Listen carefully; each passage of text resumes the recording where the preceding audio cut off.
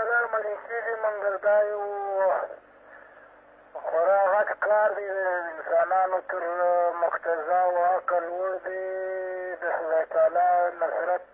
بس که راسره و بالا به لږ وخت بعده دا پیشګویي بیا په یاد لره ستا دې په یاد وي ښاغلي اسامه بن لادن ګواښ کړی و چې که چیرې اړتیا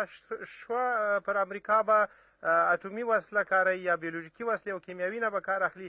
ستاسې په دغه ګواښ کې هغه ګواښ ته کوم ځای شته دی یعنې هغې ته اشاره شته اسلحو کار نه دی ورته د اسلحو کار نه دی دا موږ الهي نصرت امیدوار یو زه خبره د امریکا د پچ کېدو ده چې د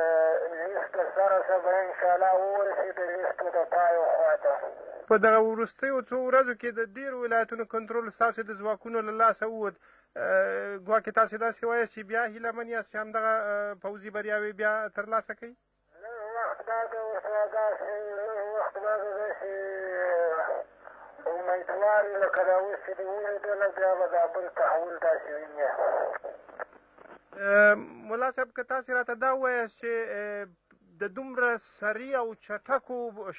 شاتګونو او له کارونو د وتلو علت ستاسې څه ووایه په بمباریو کې ډېر سخت زیان در اوښتی و که عسکرو درته شا واړول او درنه ولاړل ما تاته وویله چې دا د عالي کار د عالي ړنګېدو په ضمن کې یو کار دی د طالبانو هم شاید یو څه خطای و شیان به جنسي د دې د صفایي لپاره دا خورا یو غټ کار دی په ضمن کې دا هم را روان دي دا موږ نه وایو چې موږ ملکي خامخا شاید د طالبانو صوبه مرکز دغه مسؤلیتونه ورته راجع شوي خدای تعالی د ګناه ویرژي خو دا د جلي تحول په ضمن کې یو تحول دی بېرته روان دی پر دې بل طرف باندې سره د دې چې ستاسې له ګډون سره مخالفت شوی دی که داسې یوه اداره جوړېږي په راتلونکي کې چې ستاسې ځینې ځواکونه پکې ګډون وکړي او د طالبانو یا منځلارو طالبانو په نمایندګۍ تاسې به د هغې مخالفت وکړئ طالب منځلارې نشته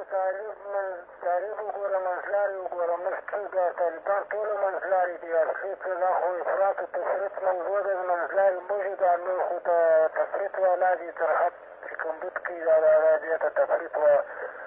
تفریط والا دي نو اکثره دا خو دا پراخبنسټه حکومت ترخي و شنې خو دا شل کاله سره کېدل خو هېڅ پراخبنسټه نه شو جوړ دا ایله د فاسقانو حکومت خو نه په ټولو زندګي کې منو تر د